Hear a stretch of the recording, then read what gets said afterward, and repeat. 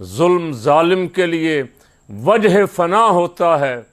जालिमों जुल्म का अंजाम बुरा होता, अंजाम से डरो। बिस्मिल्लाहिर्रहमानिर्रहीम नहमदुहु व नुसल्ली व नुसल्लिमु अला रसूलिहिल करीम। ज़माना हज का जलवा दिया है शाहिद गुल को, इलाही ताकत परवाज़ दे परहाए बुलबुल को।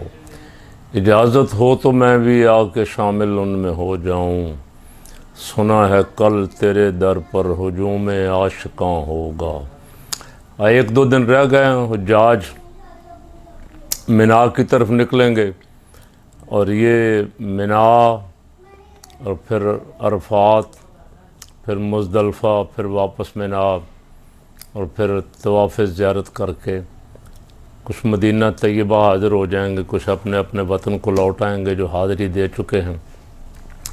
पाकिस्तान में जो हुकूमत है इस वक्त, उसकी आप बेशर्मी और उसका जुल्म देखें कि यहाँ से एक नामवर सियाफ़ी इमरान रियाज़ ख़ान काफ़ी दिनों से बेचारा कोशिश कर, बल्कि जो उसकी आप बीती सुनी है 2022 से कोशिश कर रहा था। 2022 में नहीं जाने दिया गया कहा गया आप ये कर लेंगे वो कर लेंगे, फिर गिरफ्तारियाँ, फिर लापता।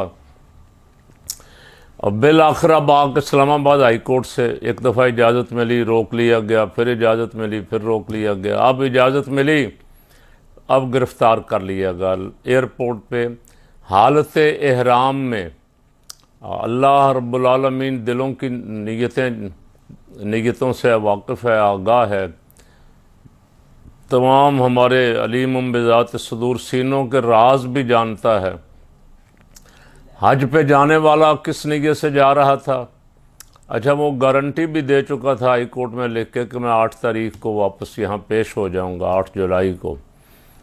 उसकी गारंटी भी नहीं मानी गई और जो 50 रुपये पे के स्टाम्प पेपर पे सुप्रीम कोर्ट की सज़ाओं और कोट लाखपत जेल की दीवारें फलांग के निकल के लंदन चला गया, उसकी 50 रुपये वाली गारंटी भी मान ली गई। 4 साल बाद उसकी वापसी हुई, किसी ने पूछा भी नहीं, अदालतों ने प्लेट में रख के इंसाफ फराहम किया। अब एक हज पे जाने के लिए एक हाजी तैयार हो गया, उस एहराम बांध लिया है और उसको रोका गया है, जिस रोकने को अल्लाह ने जुल्म करार दिया कि अल्लाह के रस्ते से रोकना, अल्लाह की मस्जिदों से रोकना, अल्लाह के घर जाने से रोकना। इन्नल्लज़ीना कफ़रू व यसुद्दूना अन सबीलिल्लाहि वल मस्जिदिल हराम, मस्जिद हराम से रोकना।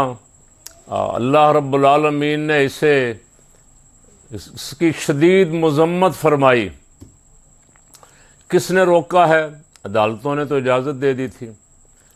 अब नाम आ रहा है मुबैयना तौर पे पंजाब की चीफ मिनिस्टर साहबा का, उनका कोई कोऑर्डिनेटर जिसने उनकी तस्वीरें भी फ्लक्सों पे लगाई हुई हैं अपने साथ, उसकी तरफ से एक जाली मुकदमा दर्ज करवाया गया और फिर FIA को या एंटी करप्शन को किसी को कह के रात एयरपोर्ट पे धावा बोला गया। वो सारा कुछ आप सुन चुके हैं।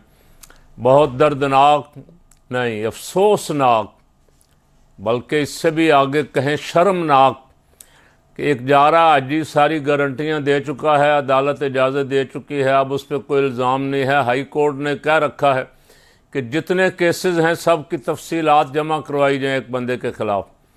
ये दुनिया में कहाँ देखा किसी ने कि एक केस में छोड़ा जाए, दूसरे में पकड़ लिया, दूसरे में छोड़ा जाए, तीसरा बना। अब केस भी ताज़ा बनाया जिस पे 6 जून की डेट डाली गई।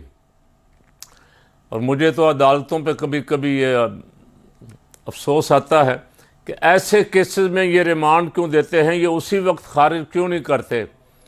ये बच्चे को पता है क्यों रोका गया है, किसने रोका है, किसको इसके बयानिए से तकलीफ़ है और कौन रोक सकता है।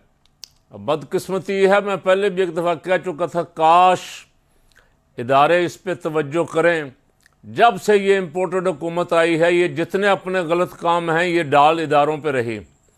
ये तासुर दे रही है कि हम कुछ नहीं कर रहे, कोई और कर रहा है।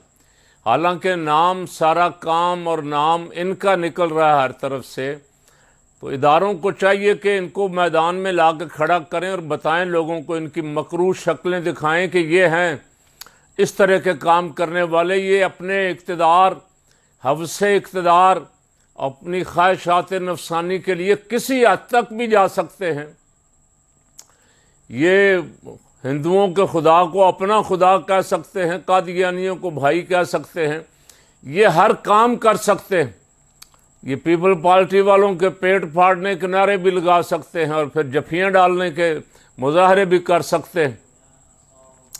बहुत बड़ा, इसकी जितनी मजम्मत की जाए कम।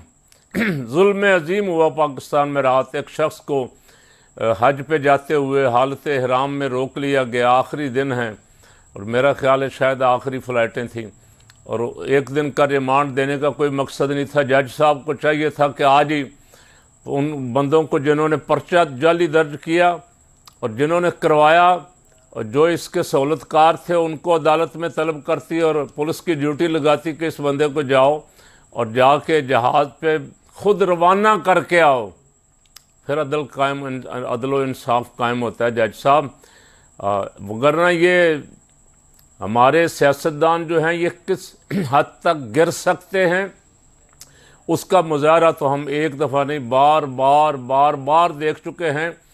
ये कहते कुछ हैं, करते कुछ हैं।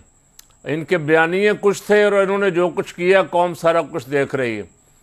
अब इनको गंदा करने वाले इनको इतना को गंदा कर देंगे, इनसे ऐसे ऐसे कवानीन ये पास कर रहे हैं जैसे तक इज़्ज़त का कानून इन्होंने पास किया है जो अदालत में चैलेंज हो गया। ऐसे ऐसे कवानीन पास कर रहे हैं कि कल ये फ़कीर की पेशन गोई है कि कल ये इंशाअल्लाह सब शिकंजे में, अपने बनाए हुए कवानीन के शिकंजे में खुद आने वाले। अब बहुत थोड़ा वक्त इनका रह गया। ये इमरान रियाज का जो हज पे जाने को रोका गया है, ये जुल्म जो किया है इन्होंने, ये जुल्म भी इंशाअल्लाह इसका जुल्म बड़ी जल्दी इनसे इंतकाम लेने के लिए मौजूद होगा। और मैंने एक दफ़ा शेर सुनाया था आपको, जुल्म जालिम के लिए वजह फना होता है, जालिमों जुल्म का अंजाम बुरा होता। अंजाम से डरो, अंजाम बहुत बुरा होता है। जो ज़्यादतियाँ कर रहे हो लोगों पे, अदालतों के फ़ैसले नहीं मान रहे हो, उससे डरो कि तुम अल्लाह की इंतकाम की पकड़ में आ जाओ और उसकी पकड़ बहुत शदीद है। वो जब पकड़ता है न बत्श रब्बिकल शदीद, तो फिर कोई छुड़ाने वाला उससे छुड़ा नहीं सकता। इमरान रियाज के लिए फ़कीर की दुआ ही है कि अल्लाह को ऐसे असबाब पैदा फरमा दे वो इसी हज में चला जाए, नहीं तो अल्लाह उसको ज़िंदगी दे, आइंदा आने वाले बहुत सारे मौक़े आएंगे और उसको सब्र और अजर अता फरमाए।